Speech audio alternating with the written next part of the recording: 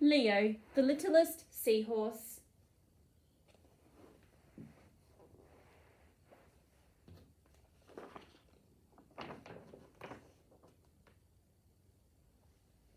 In the warm waters of the coral reef lived two seahorses, Potbelly and Polly.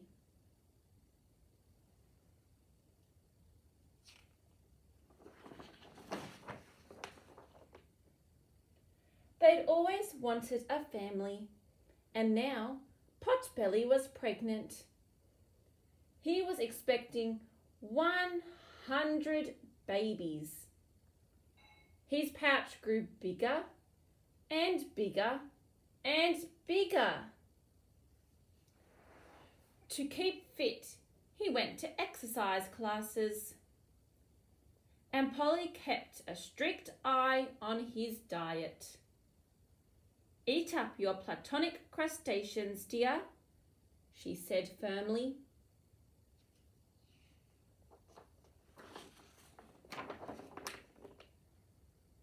Early one evening, the babies were born, all 101 of them. "Happy birthday, my darlings," said Potbelly. "In 3 days' time, you will go off on adventure. But before that, there are things you must learn. Swivel your eyes in different directions, my dears," said Polly, "so you can look for food and watch out for enemies at the same time." 100 babies swiveled their eyes this way and that. But not Leo, the littlest seahorse. "Oh," he squeaked, "my eyes won't swivel."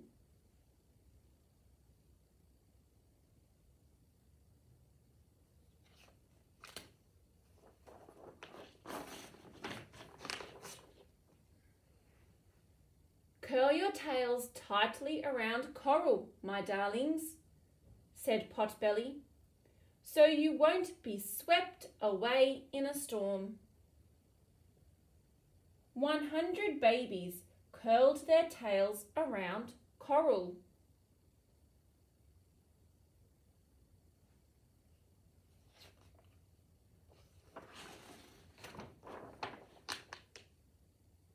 But not Leo, the littlest seahorse. "Oh," he squeaked, "my tail won't curl." "Flutter your dorsal fins very quickly, my dears," said Polly. You'll learn swim straight and strong." 100 babies fluttered their fins.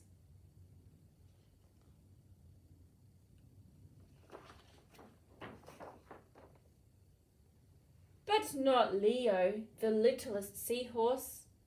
"Oh," he squeaked, "my fin won't flutter."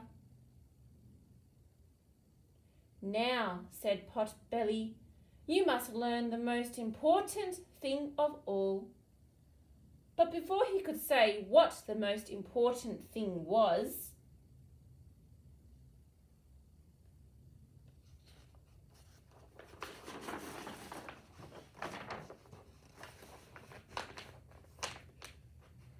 a big hungry groper cruised towards them. "Dinner time," it said, smacking its lips. "Swim, my darlings," cried Potbelly. "As fast as you can, my dears," said Polly. 100 babies fluttered their fins and darted away to hide in a cave. But not Leo, the littlest seahorse.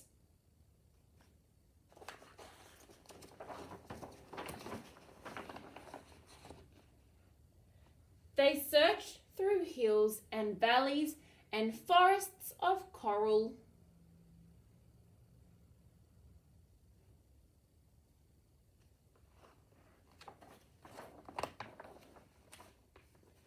But Leo had vanished. Then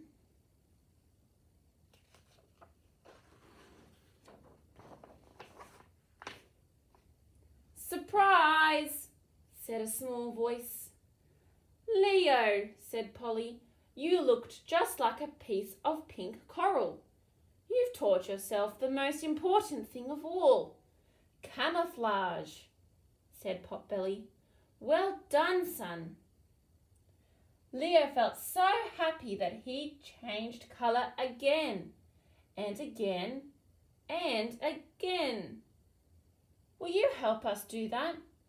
The other seahorses asked Leo.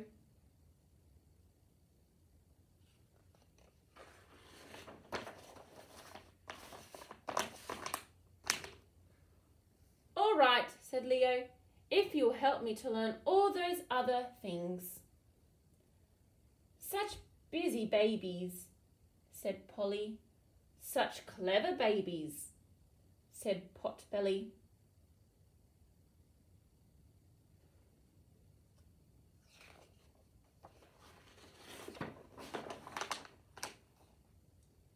Three days later, the little seahorses were ready to leave home. They sung out, "Goodbye, Dad, goodbye, Mum," and away they swam.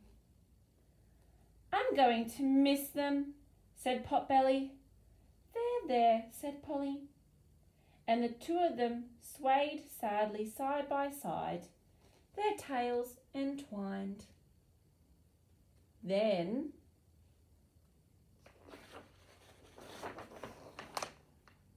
"Surprise!" said a small voice. "Oh, happy day," said Potbelly. "But why aren't you with the others?" "I just wanted one more goodbye," Leo said. So the three of them went for a long, contented swim together. "Are you ready to go off on adventures now?" asked Potbelly.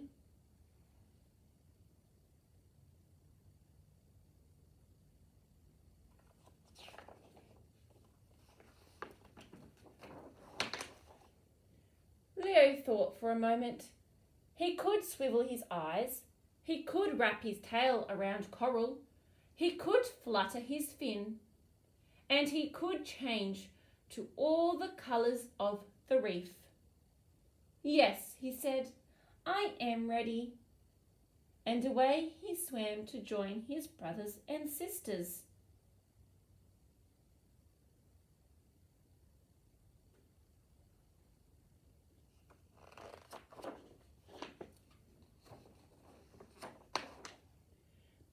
But every now and again he popped back home to visit his mum and dad. Surprise! Just like in the story, father seahorses really do become pregnant and give birth to their babies. And seahorses use camouflage to protect themselves, just as Leo does when he hides from the groper.